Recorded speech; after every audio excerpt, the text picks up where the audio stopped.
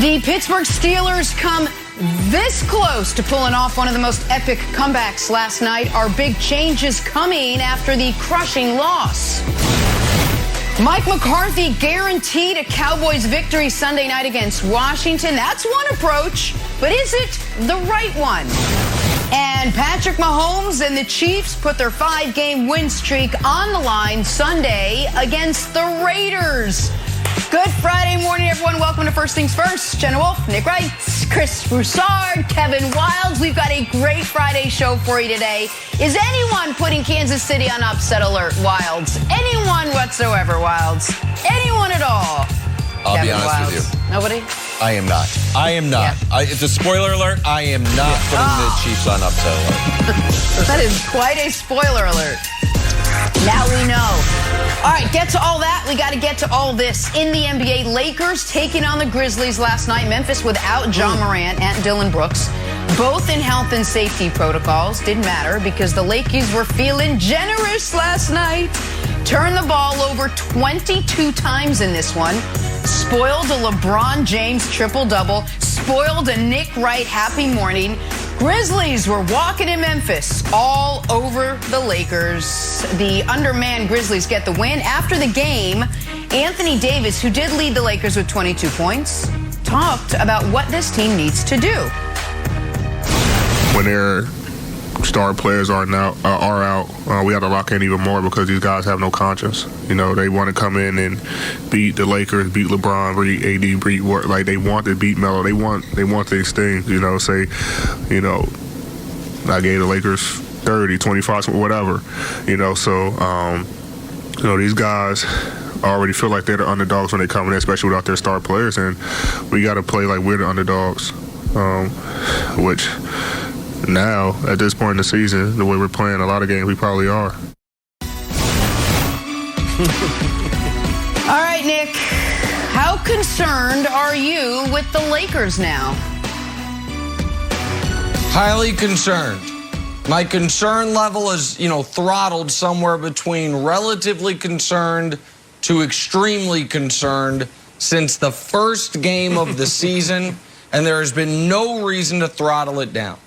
LeBron James playing the most minutes he has played since 2018 with Cleveland. That was the year with no Kyrie, Kevin Love in and out of the lineup, LeBron, an awful roster around him, had to do everything.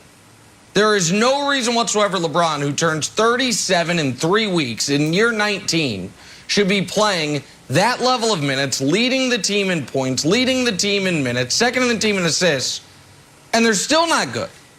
The Lakers losing to the Grizzlies without Ja and Dillon Brooks, it's a first cousin to their couple of losses to the Thunder, who, by the way, are who they play tonight.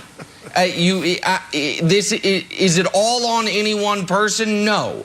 But LeBron's piece of it is his lack of availability throughout the first third of the season. AD's piece of it is his lack of intensity throughout the entirety of the season. Vogel's piece of it is him just throwing darts at lineups. Broussard last night, he didn't even start the second half with the same lineup he started the first half. He's just guessing. And so you take the Nets, Broussard, another team that I think you could say, it's a little disappointing so far this year, aside from KD. They're first in the East. You know why? Because even though they can't beat the good teams, they don't lose to the bad teams. The Lakers, eventually the schedule's going to get harder. They've had an incredibly soft schedule, and they've squandered it.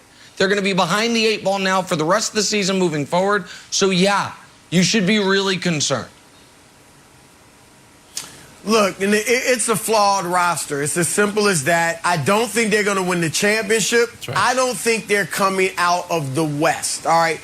We all know they're the oldest team in the league, and that's a big reason why their defense is falling off.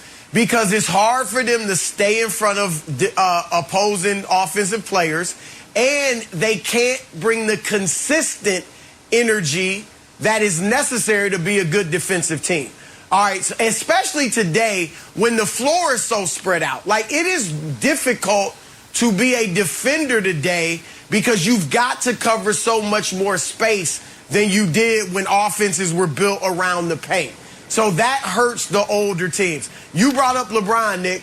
numbers are tremendous. I think in today's game, this is not just him, but in today's NBA, because of the prominence of the three-point line, it is easier to put up big numbers. We got several guys threatening, not that they're going to average a triple-double, but guys that are close, right? Luka, James Harden, Westbrook, even though he's playing with LeBron and AD, like it's somewhat close. So it's because guys score more because they shoot more threes, and the three-point shot creates long rebounds so guards and perimeter players can get long rebounds. I say that to say, even though LeBron's numbers look great, he doesn't dominate the game and impose his will on the game like he has throughout his career. And that's an issue. And then AD, you mentioned it, Nick, he should be their best player, but he's a low-energy guy. And when your young guy in his prime who should be your best player is low energy wilds, that's a problem. Now, probably like Nick, there's a part of me that is hesitant to completely write the Lakers off just because of LeBron's greatness. Okay, but we have seen absolutely nothing on the court to let us think this team can win the West. Because even when they look good, Wilds, who's it against? A bad Boston team without Jaylen Brown, an abysmal Detroit Pistons team, and an Indiana team that's so bad that they're considering a rebuild, even though this is supposed to be the rebuild. So I'm concerned, yes, and I don't think the Lakers are going to be playing in June in the finals. Wow, Broussard off of his Lakers pick. This is a big deal, everybody. Broussard doesn't move off his picks. He'll ride the Clippers ship until it's at the bottom of the ocean. So the fact that you're moving off of it is a big deal. And I think you nailed something, Broussard, when you talked about the Lakers just play old. Now, LeBron plays like an old guy, but the complementary side of that is that he plays smart because the Lakers played great team defense. Well, that team's gone. Caruso's on the Bulls. So now you have a bunch of guys that are not playing smart defense. And I want to show you two plays, courtesy of Mo DeKeel. He's founder of jumpball.net. Follow his Twitter. He does a fantastic job. He pointed these two plays out. I call this one LeBron 360. There's LeBron by the elbow. Ball goes to the corner. LeBron's just lost. Now, if you have team defense there, that works out. Or otherwise, LeBron's out there looking like he's playing against Barry Sanders getting spun around. Let me show you the other LeBron play, Nick. LeBron kind of caught in no man's land here in the fourth quarter, just in the middle of the paint. Now, maybe a younger LeBron would either cover this pick here, or and he's like, nah, I'm going to leave that one, and I'm going to leave the three-pointer. You got to pick one, right? Maybe young LeBron picks one. Maybe young LeBron gets to both, but Lakers LeBron doesn't. In this stat, I asked Dusty to look it up. I'm like, Dusty, I saw these plays. Is LeBron moving a lot less on defense? He's like, Wilds, turns out he is. He's the third slowest guy in the entire league. Now, this looks like an indictment, but here's the thing. He also won the championship when he was the fourth slowest guy, right? So the idea is you're not going to get LeBron running around the court. You're going to get a smart, savvy, defensive LeBron, just like an old guy playing in YMCA basketball. Right. But, Nick, my concern is if the team is not playing like that, then all of a sudden slow LeBron just looks like slow LeBron. Doesn't seem like savvy LeBron. So I know you don't want to say it. Well, right. But you're not getting rid of AD. You're not getting rid of Russ. You're not getting rid of LeBron. You're going to end up looking at one guy pretty soon here if the Lakers continue this way. Oh, you're saying Vogel. Yeah, listen, I think Vogel. Yeah, sorry. If they'd have lost to, I was told yesterday, I'm not reporting this. This was just in the rumor mill yesterday by people in the rumor mill, that if they had lost to Detroit, Vogel thought he was going to be out. And that was just a week ago. So if we lose this game, I'm out, then your job is hanging by a thread, okay? So I'm not reporting that because it's not my report. It was just talking Lakers with people that know stuff about the Lakers, and that's what I was told Vogel thought at the moment, okay? So, yeah, because there's not a lot of moves they can make, right, Wilds? It's not a report. On the LeBron speed thing, so that can be good or bad. It's similar to guys who move the most. LeBron historically has been a guy, it's like, wow, he doesn't cover as much ground during a game. But that was even when he was Defensive Player of the Year caliber guy, because that means you're in the right spot. Yep. Like Russ moves a ton defensively, but it's because he's running around, he's in the wrong spot. But you can watch it and you say, if Ja was out there, who on the Lakers roster is stopping Ja from getting to the basket every single time? Who can stop him at the point of attack? The answer is nobody. Like, the answer is they have nobody to guard that spot. They were supposed to be covered up by having the best defensive player in the league in Anthony Davis. And I know AD last year took it on the chin about his offensive numbers, but the fact of the matter is this year, while the offensive numbers have rebounded a bit, the defense has gotten worse. Last year, the Lakers, even though they weren't a very good team, were still a great defense. The year they won the title, they were a great defense. They're nothing like that right now, and it is outlandish and outrageous that the Lakers are in a position where the only way for them to reliably win is, as Broussard put it, for LeBron to take over, for LeBron to be great. They need whatever is left in the LeBron takeover tank to be saved for the playoffs. But they're going to need it to hover around 500. Right now, it's a mismatched roster, a poorly coached team, and their superstar in his prime, Anthony Davis, is not playing like it. That is a recipe to lose to the JV Grizzlies. It's bad. Can't believe we are having this discussion. All right, much more in this game still to come. We got to talk about a guy who was hitting a rough patch, and now he's out of his rough patch. Patrick Mahomes. Chiefs are big favorites at home Sunday against the Raiders. Is anybody on this panel bold enough to put a red-hot Kansas City team on upset alert? Find out next. First things first. Patrick Mahomes and the Chiefs going for 6 straight when they host the Raiders on Sunday. Mahomes ripped up the Raiders defense for over 400 yards and 5 touchdowns in the first meeting between the two teams. This explains why KC is the biggest favorite this week. But Chris Broussard, which team should be on upset alert in Week 14? All right, first of all, Jenna, can we get a new Chiefs highlight? Like I've seen that Chiefs practice like 17 times in the last 2 weeks. All right, so there's that. All right, but my upset alert. And Wilds is falling off in this segment, but I've picked up the slack because I go with Cincinnati a lot. All right, and last week they didn't do me wrong.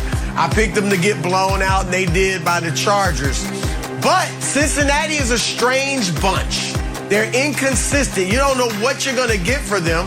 So for the 3rd straight week, I'm going with the Bengals in the upset alert. But this time, they can upset San Francisco. San Francisco is going to Cincinnati, but they're the favorites. And so I think the Bengals, who followed up a blowout win over the Ravens with a loss to the Jets, will follow up a blowout loss to the Chargers with a victory over the 49ers. The Niners are a little bit banged up. All right, Deebo Samuel, who's obviously incredibly important to them, is questionable, hadn't really practiced this week. Elijah Mitchell, the running back, he could be out as well.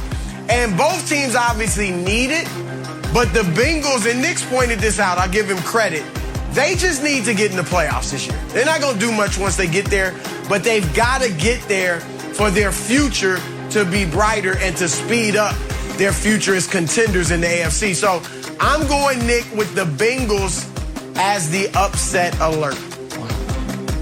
Wow. The courage one must have there to take a 1-point underdog who's playing a team whose quarterback, last time we saw it, his pinky looked like Shrek's. I'm awed by Broussard, the limb he is walking out on, which is actually a steel-reinforced ledge with privacy glass around it. But I'm telling you right now, on the other hand, I gotta hear yours. I'm going to fly a little too close to the sun because I've already won an upset alert at plus 700 odds this very morning. I bet that today would be the first day in 9 days Kevin Wilde's tie looked correct, proper. And I was right. Should put Wilds on the screen. That's 7-1. Fox Bet, appreciate you on that. They knew nobody believed in your tie, Wilds. I did. It paid off. Yeah. I'm taking the money I've made on Wilds' tie. Letting it ride on the old New York football Jets. Now you might say, Nick, that's stupid. Why would you pick the Jets to win a football game? Here's why I would pick the Jets to win a football game. Here's why. Because the New York football Jets are playing a team who, while the Jets don't have a good quarterback, the team the Jets are playing doesn't have a quarterback at all. So the Saints, the idea that the Saints, who have, it seems like they haven't won a game since Halloween, should be 5.5-point road favorites. I wouldn't make the Saints 5.5-point favorites at Alabama, much less at a professional football team.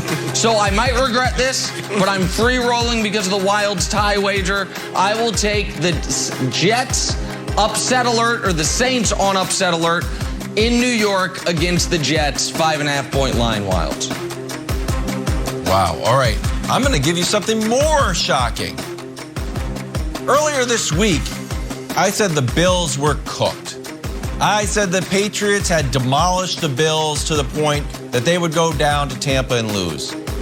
I am doing a 180 on that opinion. After watching the Bills and Sean McDermott and Micah Hyde and Jordan Poyer and how frazzled they were, I am now instituting, Jenna, a desperate fighter is a scary fighter. They're hobbling around the ring. They don't know left from right. They only have one option: throw some shots. We know that Tampa Bay's defense, #1 rushing defense, they're like, you know what? We are tired of rushing the ball. We are tired of seeing people rush the ball. Let's air this thing out. It's going to be nice. It's going to be about 75 degrees. And I think you can throw a lot on Tampa Bay's defense. Not only like Carson Wentz threw for 3 TDs. Last week, Matt Ryan's not the old Matt Ryan. Matt Ryan went for 297 yards, went 31 for 40. I think Josh Allen is going to have a field day, as you like to call him, Magic Mountain Josh Allen. So once he's down, where's he go? Up, up, up. I think Tampa Bay gets a scare here. Bills win outright, Jenna. So can I respond to that for a moment? Because here's the problem, Wilds, and this might rear its head in Nick's picks around 8:41 a.m. Eastern today. The Bills lost prior to the Patriots game their single most important and best defensive player. Now, he's a corner, so it of course didn't matter since the Patriots were running the wishbone out of utter and total fear and panic their quarterback would lose them in the game. But the Bills not having Tre'Davious White, I think absolutely will show up against the Bucs, a Bucs team that needs this game in a weird way as much as the Bills need it. Because the Bucs are still trying to get the 1 seed, they're still trying to get the bye. So that's the long way of saying, Jenna, I hate this pick by Wilds. I don't hate it as much as Broussard's cowardly pick, but I hate it from a logical perspective. But also from a factual perspective, I think Brady's like 32-3 in his career against Buffalo. Yes, Jenna. All right, moving Jenna, on. We got to talk some Jenna, say that stat again. Look, Jenna, say that stat before we go to break. Against Buffalo, Tom Brady in his career. I try to say a lot of things before break. Talk some Thursday night football. The Steelers' furious comeback falling just short.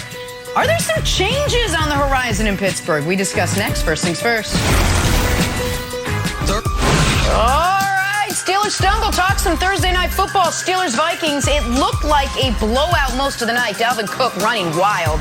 Steelers found themselves down 29-0 in the third quarter before Big Ben led a huge rally. Here's what it looked like. Final minute, Pittsburgh only down 8. Chase Claypool, who earlier in the night drew a 15-yard penalty for unnecessary roughness, gets the first down here, which is good. But what was bad was wasting that valuable time with the Steelers driving. What was he doing? They did have one last shot into the end zone right there as time expired, but Pat Freiermuth couldn't quite squeeze it in. Vikings pull out another close one. Vikings win, Steelers lose, and Tomlin laments. Disappointing game, to say the least. Just to be blunt, man, we're getting handled up front on both sides of the ball, and that makes it difficult. It makes it difficult to do what we desire to do. It makes it difficult to maintain balance. It makes it difficult to dictate to our opponents, what happens or what happens next. And so, it's going to be tough sledding for us until we get better in that area. We're not good in that area. We were JV again tonight, and I'm talking about up front on both sides. We're running out of time. I don't look at moral victories. I told the guys that as I walked around to the linemen and some of the skill guys. I'm not going to tell y'all, great moral victory, great fight back, because it's not that, but I'm proud of them for fighting. Don't tell Kevin Wildes. He's all in on moral victories when it comes to the Patriots. But let me start with you, Chris Broussard. Are you ready to write off the Steelers after last night's loss to the Vikings? Write them off? Well, Jenna, the Steelers are who I thought they were. All right, I've been writing them off, but not completely. Like I've said, they're tough, they're hard-nosed, they're well-coached, and they're very flawed and a bit immature, as you can see from Chase Claypool. And that's just enough to keep them in the hunt, but they don't get the grand prize, which is a playoff spot.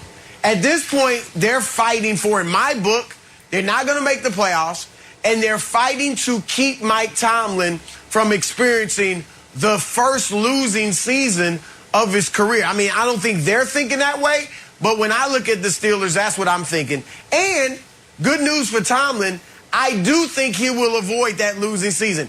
I think they finish 8-1. All right, I think they'll beat the Titans next week, then lose to the Chiefs, and then split with the Browns and the Ravens. And so Pittsburgh, that's what I expect them to do. And last night's game was kind of a microcosm of their entire season. While it's like they're good, just good enough to make it respectable. All right, and Big Ben, who was bad, didn't do much in the first half. Second half was great. We saw that last week against the Ravens as well. And the last play of the game, where he threw it to Freiermuth, the rookie tight end, Pat Freiermuth. I mean, you could not have thrown the football any better. He placed it between three defenders. Freiermuth made a great try. There it is. But you can't see from that angle. But Harrison Smith made a great play and knocked it out. It wasn't like Freiermuth dropped it because he thought he was going to get hit. But Smith knocked it out. Great play by him. But that's what the Steelers are. They're close, but no cigar. And so I think it'll be a respectable season for them, but no playoffs and obviously no chance to do anything spectacular this season. Yeah, but I'd be a little scared to play them. Like if you think they're going to beat the Titans, Nick, if I was the Chiefs, I'd be scared to play them because you don't quite know what you're going to get. Of course you would. Did you get first half Big Ben where it looks like, man, should he retire in the middle of the game? And then second half Big Ben, like, oh, old school Big Ben is back. So I think they're a very dangerous team. And I want to throw it to you I want to talk quickly about Chase Claypool. Chase, buddy, like in general, just lean towards inaction. There's a business idea, Nick. It's like we have a bias towards action. I think it's like Google's thing. It's like when there's an opportunity to do something, let's do it. Let's have a bias towards action. Chase needs to go the other way. Hey, Chase, what do you think about Steelers practice? Let's play some music. It'd be more fun. Don't say that. When he got the unnecessary roughness penalty that Jenna mentioned was a finger. It was the pointer finger. He got hit when he got it. It was a finger he got unnecessary roughness. How do you get an unnecessary roughness of a finger? And then the final first, and when you're like making the first down marker, you're doing too much, man. You're doing too much. Like, give me a break. So I don't know if it's a lack of maturity that Tomlin has in the team. I don't buy that. It seems like specifically a Claypool issue. I'm surprised Tomlin hasn't stamped it out, to be honest with you. Okay, on the Claypool thing, if I am listing the 10 biggest reasons the Steelers lost this game, Chase Claypool's is wasting 4 seconds at the end does not make the top 10. Was it dumb? Sure. But the idea that a team that was, let's just go through it real quick. They're down 29-0 with 3 minutes left in the third quarter. That's the biggest reason they lost. Because while those defensive linemen and that front seven is so well disciplined, and they'd never stick a finger on a guy's helmet, they also wouldn't stick a finger or a hand or a shoulder pad on Dalvin Cook the whole first half as he's running roughshod over you. So that's the first point. Second point is Tomlin, who I like a lot. He challenged a play early where the best upside was 6 yards. It's one of the most irrational challenges I've ever seen. And then late, you're down 16 with 10 minutes left in the fourth quarter, and here's your plays. Run, run, run, punt on 4th and 3. Where the hell they do that at? And then, why was the Claypool mistake so glaring? Oh, because the Steelers didn't have much time. Well, why didn't they have time? Because they had the ball at midfield at the 2-minute warning. So why the hell do you have it at the 42 with 40 seconds left? What are you doing? Time was not supposed to be their problem there. They had the ball to the midfield at the 2-minute warning. So it's very easy to blame Chase Claypool because it's an obvious mental mistake. He is not the problem. The defense, when TJ Watt isn't out there, is an abomination. At least it was yesterday. Big Ben, you don't get to have these games if you're trying to compete for the playoffs where it's like, well, he was terrible, just an abomination for 2.5 quarters, but then he was good. Well, you lost because of the first 2.5 quarters. He threw a pick early in the second half that was awful. So I agree with Broussard on the record. I think the minimum threshold to make the playoffs in the AFC is going to be 9-8. 9-8 might not get there, but that's the minimum. For the Steelers to get to their version of 9-8, which would be 9-7-1, they'd have to go 3-1 the rest of the way. They're not going 3-1 the rest of the way. They're losing to the Chiefs.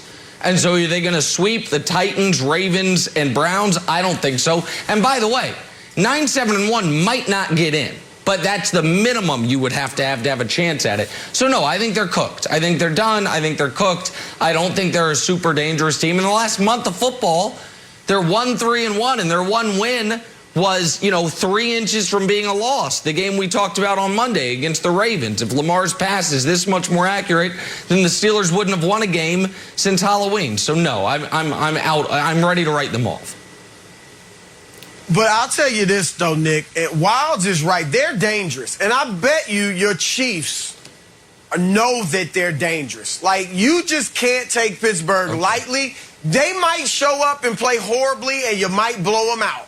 But they also might show up and play great and give you more than you bargained for. And I'm looking forward, and this should be his last year, especially in Pittsburgh. All right, if somebody else picks him up, God bless him, but it should be his last year. But I am interested in watching Ben over these last 4 games because, like I said, he's had flashes, man. And that late against the Ravens, late last night, and I'll say it again, the late pass to Freiermuth, I mean, he was slinging it. And I'm not trying to say there's going to be a Ben renaissance. I'm not trying to say, Pittsburgh might want to consider bringing him back next year. I'm just saying I'm excited to watch it and see what Ben does over these next 4 games. I'm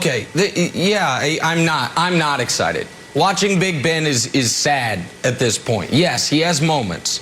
But the guy, how many times yesterday did he just get lit up? And you saw in the replays, the mid-play, the look on his face. He was like the guy from Lethal Weapon. I'm too old for this bleep. Danny Glover. I don't know if that's Riggs or Murtaugh, whichever one it is. It ain't great. It's like, what am I still doing out here? And if we can show the Steelers wins, losses schedule again, please.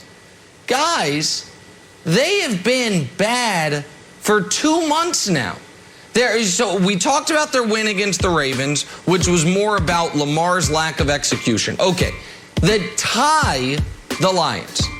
They beat the Bears on a last-second field goal, and they beat the Browns 15-10 with a fourth-quarter comeback. We're a long ways away from them being frisky headed into the bye at 3-3. Since then, they've been a bad team. Now, could they beat the Titans? Sure, because the Titans' offense is so injured and their defense is not very good.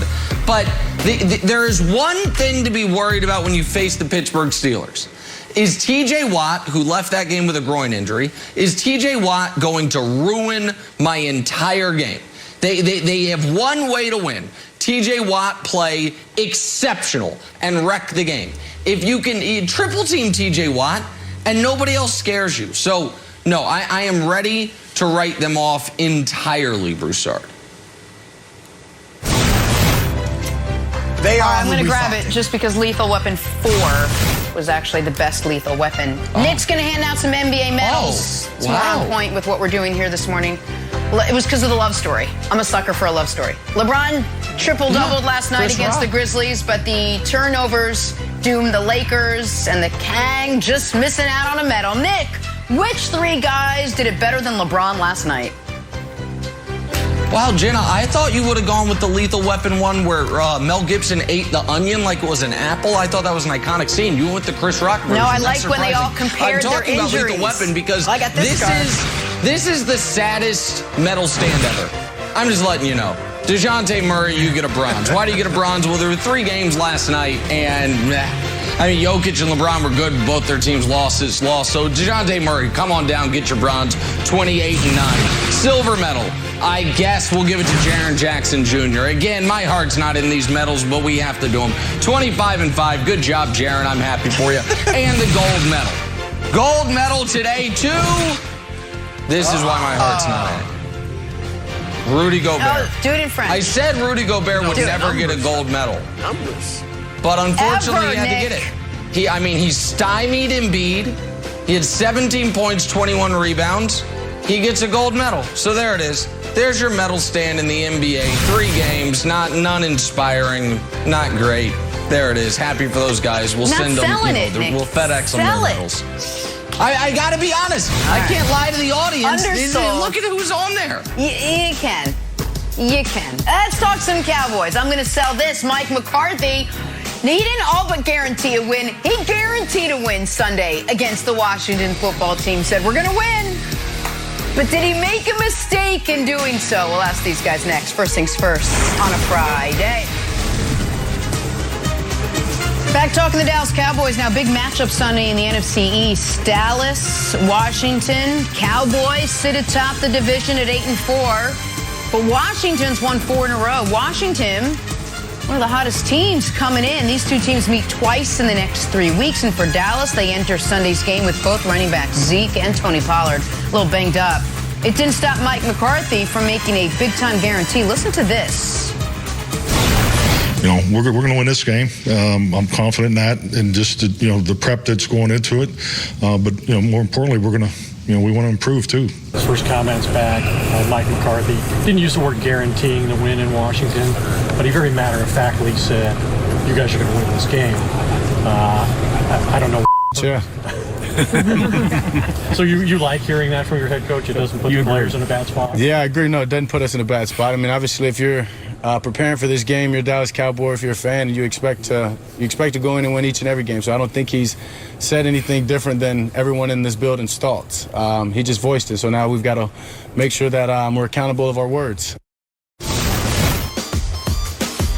Quite the different reaction on the other side. Washington coach Ron Rivera responded with this. You do that for a couple of reasons, making that guarantee. 1, you want to get in our head. Secondly, he's trying to convince his team. He's now made it about him. I think it's a big mistake.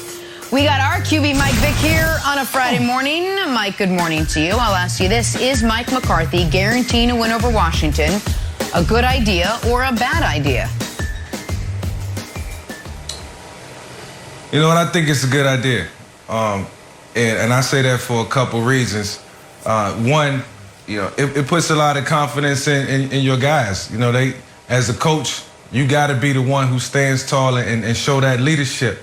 But 2, when you call out a certain team, when you guarantee a win, you putting pressure on your team. guys got to respond to that. And Dak responded in the press conference. I mean, his words, the words that he uttered, showed confidence. And when a coach say that, it breathes confidence and life into a team. And maybe Mike McCarthy being, out of the game for the last 10 days and being able to watch his team, he learned a lot. He learned a lot about him. He missed the game. And he probably had a chance to go back and watch that Raiders game in which they lost, and then watch the Washington football team versus the Raiders and seeing some things that they can exploit. So, being that he talked about preparation, he talked about, coming into this game and knowing exactly what needed to be done and how they was going to do it. And now the team sees that, they see the game plan, and they feel good about it. So, I like it, man. I like it in today's time when, all these social outlets are, extremely important or becoming important. You can say whatever you want to say, man. And the team, they respect it, and I think they appreciate it. So I can't wait to see how this all turn out. So I want to be clear here. I also think the Cowboys are going to win. They should win. They're the better team. They have the better quarterback. They're more rested because they're coming off the Thursday. For all those reasons, I like Dallas in this spot. I also don't think his comments are going to have any tangible effect on the game. I don't think Washington was going to be like, I'm going to kind of prep for this divisional matchup that could determine whether they make the playoffs or not. And then they see Mike McCarthy's comments, and now they're locked in. So I don't think it's going to have, what he said is going to have a positive or negative effect on the game. But Wilds, I am interested in what it reveals about what Mike McCarthy is thinking, the fact that he said it. Because to me, this feels a little bit like someone who is supposed to, meet a kid at the flagpole after school, is a little worried about it, but all day he's chirping, oh, I'm going to kick your butt. Oh, you don't want to see me there? But he's telling his friends, like, oh, boy, I hope he doesn't show up. Like, I'm not feeling great. Because while it might be true, Wilds, right, exactly. A little false bravado. Like, let's speak it into existence, LeVar Ball style. And I find it interesting because I've never heard Mike McCarthy say this before. Maybe within the team meeting, as Vic's talking about to his team, we're going to go out there, we're going to show them this is our division. That's one thing. But to say it publicly, he's not a dumb guy, his clock management stuff notwithstanding. He knows that by saying that becomes something as players, Ron Rivera, people are going to be asked about. And I find it, to me, this reveals actually a lack of real confidence than the other way around. I think this reveals that there's a little grasping of, no, we're going to win. We're going to go win. When that's not something you typically hear a head coach say, you really ever hear a head coach say. It's why, Jim Fossil's, or was it John Fossil, Jim Fossil, whatever the dad is, put my chips in the middle of the table. It's like an iconic moment because 20 years ago, we still remember it, even though I can't remember his first name, because it's rare for coaches to give these types of prognostications before the game. So I actually think it reveals he's a little anxious about this football game, Wilds. Yeah, probably, but I'm shocked that anyone has a problem with it. Because what's the one knock on Mike McCarthy? Well, what does he actually do? Rashard, what's he actually do? Yeah. If Kellen Moore is the offensive genius and Dan Quinn has turned around the defense, then what's Mike McCarthy's job? Well, it's to motivate. And the fact that Dak's response was blank, yeah, shows you that this is the right move. And I'm shocked. I am shocked that anyone thinks this is anything other than a great move. Like I've heard should he be saying that against the 4-win Washington? They've won 4 straight. They've won 4 straight. Who cares? They've won, what is this, the NBA Finals? I don't care if you've won 4 straight. You need to win this game, Dallas, and Washington does not need to be treated with such respect. I don't think you should say it against Patrick Mahomes. I don't think you should say it against Bill Belichick or Tom Brady. But yes, a team that is 500 with Taylor Heineke. Shout out to Taylor Heineke. He's playing great.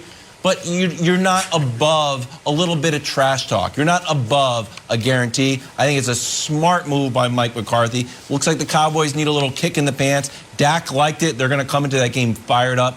I personally loved it. Yeah, I have no problem with what Mike McCarthy said. I actually have more of a problem with what Ron Rivera said, which is along the lines of what Nick said, if you can put it on the screen. But I think Rivera and Nick are looking too deeply into this. All right? I think you're psychoanalyzing it too much. He thinks his team's going to win.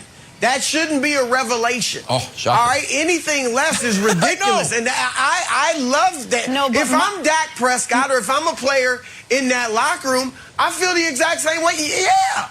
I would hope Coach would say that. And that he says it publicly. So what? Yeah, we're going to go win.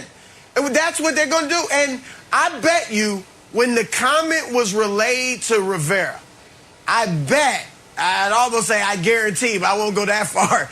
But I bet it was revealed to him like, hey, Mike McCarthy just guaranteed that the Cowboys are going to beat you guys. What do you think about that? I bet it wasn't told in, you know, what actually happens with McCarthy saying, we're going to win this game and we're going to move on. And look, even if they lose, so what?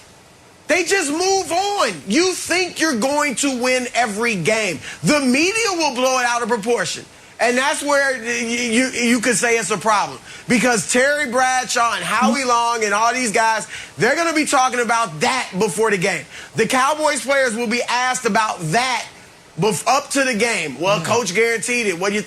It can become a distraction, but I got no problem with it whatsoever. And I think, Nick, you and Rivera, you're looking a little too deeply into it. Well, hang on. Mike, you've been in enough locker rooms and enough post-games and pre-games to know this, because I've been in enough to hear it. It works as much for Mike McCarthy and the Cowboys as it does for Ron Rivera in Washington, because he's going to walk in and say, these guys all but guaranteed they're going to beat us. I mean, he's going to use it. You pick at anything before a game to motivate this team. Like, I love what McCarthy said for the Cowboys, but I love how Rivera responded for Washington. I feel like it's a win-win on both sides. I'm sure you've been on both sides of that in some capacity. Have you not? Yeah. Now, this is the deal, Jenna. On the contrary, what you get from this, you're going to get the Washington football team very best. Like, they're going to come after you now, and you know, they're going to feel, the Cowboys are going to feel pressure in more ways than one. Probably the things that they wasn't going to see, or blitzes or looks that they wasn't going to see, they're going to get them now. They're going to get the football team's best. And I think I've been a part of maybe one or two situations like this. Maybe with Jim Moore, if I'm not mistaken. I liked it, but I knew it was bulletin board material. And then, you know, I look at my coaches like, what are you thinking? Like, I got to put this uniform on, not you. I got to go deal with the pressures and the blitzes and whatever's going to come. So, you know, while you do like it and you like coaches showing the confidence, you don't like what you're going to get from the players from the opposition, because they're going to come at you 100% now, all because of what your coach said. So they got to deal with it now. Back it up. Listen, at times I'm a very simple man, Wilds. And whenever I look at things and I'm like, well, is that the only time this year this has happened? Seems meaningful. This got me in trouble with the Patriots-Bills game. I thought it was noteworthy that Mac Jones threw the fewest passes anyone had thrown in 40 years. Evidently it wasn't. Had nothing to do with faith in the quarterback. It was just the game plan. I'm just a dummy. I thought it was noteworthy. I think a coach being the first coach this year to be like, where we are talking about the coach guaranteeing a win is noteworthy. And I just would ask you this before we break, because I do know you have a North Star when it comes to NFL coaches. The old, what would Belichick do? You've been following Belichick how long? 20-some years? How many times Belichick at one of these press conferences said, oh, we're going to win that game? He's coached in 9 Super Bowls. Does he guarantee any of those? Because I do remember a Belichick moment that we found out in the Belichick doc, where before the Super Bowl, you would think you're already at peak motivation. It's the Super Bowl against the Eagles. What is Belichick doing? Guys, here's the Eagles victory parade route. They're going to turn left on Broad Street. Oh, that's nice. Why? Because he was upset that someone in the Eagles ops department had planned out the parade. This is before the Super Bowl. He thought that was a step too far. So I don't know. I think it's odd. I think it's a little rare, and I think maybe it's the kid at the playground saying, "I'm going to kick your butt," when he's like, "Please don't come over here. Please don't come over here. I actually don't want to fight." Yeah, but the Patriots never needed any extra motivation, and I think the Cowboys do, Jenna. I think that's a big difference. Besides that, one is America's team. I agree. Okay. And one is the Cowboys. Oh, Wilds. All right, well, if Mike McCarthy would like to speak to the Lakers about guaranteeing something, I'm sure they'd be more than happy to listen. What is going on with this Lakers team? Another loss last night. We will diagnose the problems. Basketball doctors. First things first, back after this. To start your morning now, sponsored by Ram Trucks, built to serve. We are talking the Dallas Cowboys. Big matchup Sunday in the NFC East. Dallas, Washington. Cowboys sitting pretty atop the division at 8-4. Washington, they've won 4 in a row, though. They're the hot team coming in. These two teams now meet twice in the next 3 weeks. Each meeting is crucial, and for Dallas, they enter Sunday's game with both running backs Zeke and Tony Pollard a little banged up. It didn't stop Mike McCarthy, though, from making a big-time guarantee. Listen to this. We're going to win this game. I'm confident in that, and just the prep that's going into it. But more importantly, we're going to.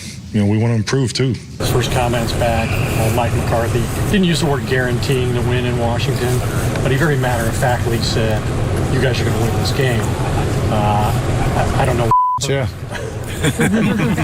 So you like hearing that from your head coach? It doesn't put the players in a bad spot? Yeah, I agree. No, it doesn't put us in a bad spot. I mean, obviously, if you're preparing for this game, you're a Dallas Cowboy. If you're a fan, you expect to go in and win each and every game. So I don't think he's said anything different than everyone in this building's thoughts. He just voiced it. So now we've got to make sure that we're accountable of our words. Well, Washington coach Ron Rivera heard about this guarantee, responded with this. You do that for a couple of reasons. One, you want to get in our head. Secondly, he's trying to convince his team. He's now made it about him. I think it's a big mistake. Kevin Wild, is Mike McCarthy guaranteeing a win over Washington a big mistake? Absolutely not. And you could see it from Dak Prescott's response. When he was told, "Hey, he didn't say guarantee. He said you guys were going to win." What did Dak say? "Oh, no. Oh, woe is me. Now I've got a target on my back." No. He said, bleep, yeah. And Nick, people gave Mike McCarthy a lot of gruff. What does Mike McCarthy exactly do? If Kellen Moore is the offensive genius and Dan Quinn has turned around the defense, he's the motivator. And if Dak got motivated, we just saw it. He was like, yeah, let's go. And they need a little bit of motivation. They've lost they've won 2 of their last 5 games. Why did they lose that game to Kansas City? Was it a big schematic advantage? Maybe. They also just straight up didn't show up. They didn't show up for that game. So I do think they need a little kick in their pants. And everybody's saying like, "Oh, but it's a hot Washington team. Oh, they won 4 in a row." Who cares? It's not the NBA Finals. You don't get any credit for winning 4 in a row. I don't think you should guarantee a victory against Tom Brady or Bill Belichick or even Patrick Mahomes. But against Washington, yeah, if it fires up your quarterback, guarantee a victory. I thought it was a great idea, to be honest with you. All right, so I disagree with a lot of what you said there. The one thing, though, you said that I do agree with is I think winning streaks that are led by, defenses when you have a quarterback nobody believes in are not worth that much. I agree with that, and you should think about how that might apply to your favorite team. Just for the record, Washington's 4-game winning streak doesn't matter. Oh, but the Patriots 7 games in a row. Oh, everyone fear the Pats. Dynasty's back. Neither here nor there. Here's the thing. You're right that Mike McCarthy, some people have said, Mike McCarthy, what does he do around here? Those people are me. Not just me, but I'm like, okay, so what does he do around here? And so I do think this isn't a response to what I've said, but I do think Mike McCarthy is trying to, maybe go outside his comfort zone here. All right, I am going to be this great motivator. You're going to, a halftime speech for the ages and a pregame guarantee. But it feels to me a little like false bravado. It feels to me a little bit like, being worried about the scheduled fight with the school bully at the flagpole at 4 p.m. And so all day in class is saying as loud as anyone can hear, "Oh, you don't want to see me out there. Oh, I hope you show up. When you're like, please don't show up. Please don't show up. It is very rare, Broussard, for a coach to do this. It's not that rare for a player. It is exceptionally rare for a coach to do this. So why is he doing it? Is it because he's champing at the bit because he missed last week? Maybe. Or is it maybe because he is trying to speak confidence into existence for a Cowboys team that, let's be honest, doesn't have a lot of reason to be very confident right now? They've been bad post-bye. They have one excellent performance since the bye. That was against the Falcons. Their other wins since the bye, that's mixed in amongst 3 losses, was against a team playing an old school H-back at quarterback who threw 4 second-half interceptions. So I think he's trying to imbue a confidence in the team that maybe he doesn't even have in them right now. Now, I think they'll win, Broussard, but I found this very odd that he went this route. Yeah, look, I don't have a problem with it. I think you and Ron Rivera, and I'll get to him in a moment, are looking too deeply into this. I think he was simply saying what he believes. And you're right, it doesn't happen a lot. It hardly ever happens. But a coach saying, we're going to win. I got no problem whatsoever with that. And as Wiles pointed out, you saw Dak's response. You love it when your guy has belief in you. When Dusty's telling me my takes are great before the show, it amps me up. Yeah. And I love it. So I get what Mike McCarthy's did. I love it. I think it was great. I think Ron Rivera is the one playing mind games. All right, Ron Rivera says, he doesn't believe in himself. He knows the Cowboys believe in themselves. But he's putting it out there that maybe they don't. He's saying, he's making it about himself, hoping that the Cowboys players, is he really making it about himself more than us? Was this a mistake? So credit to Ron Rivera for playing some mind games. But deep down inside, Ron Rivera knows he's just saying what every coach believes, that his team is going to win. The only potential mistake here, Nick, is that the media is going to blow it out of proportion, as you can already see. All right, and on the pregame show, that's all that they're going to be talking about on Fox. Terry Bradshaw, Jimmy Johnson, all those guys. All right, that's all the Cowboys players are going to be asked about leading up to the game. The guarantee. Hey, coach, is that put pressure on you? Is it going to be? So that is where it could be a mistake. But overall, Wiles, I like what he said. I got no problem with it. Yeah. Even if they lose, I'm not going to kill Mike McCarthy for saying that his team was going to win. Well, but here's my question, and I want to ask you this, Wilds, because you're the one that likes it the most. You're a big believer in do what your opponent doesn't want you to do. I'm thinking about kicking a field goal or going for it. What does my opponent hope I do? I'm going to do the opposite of that. You're also a big believer in more coaches should be a little more Belichickian. Belichick's had ample opportunities to do this. Has never done it once. That doesn't, and is Belichick ever low on confidence? I would argue absolutely not. He just doesn't, and I'm not saying everyone needs to be Bill Belichick at all times. I'm just surprised you like it when this is the opposite of what Belichick would do. Well, don't you think that's because the Cowboys really are a flawed team, I guess, when it comes to motivation? I don't think, even last year when the Patriots were not a great team, they didn't need extra motivation.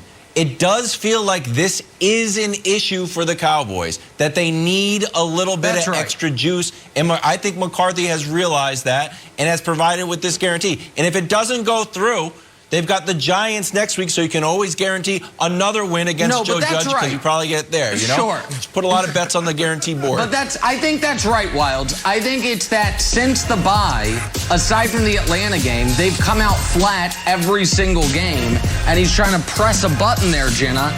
I just don't know if this is a legitimate button to press. Have a great weekend, guys. Undisputed coming up now. We'll see you on Monday.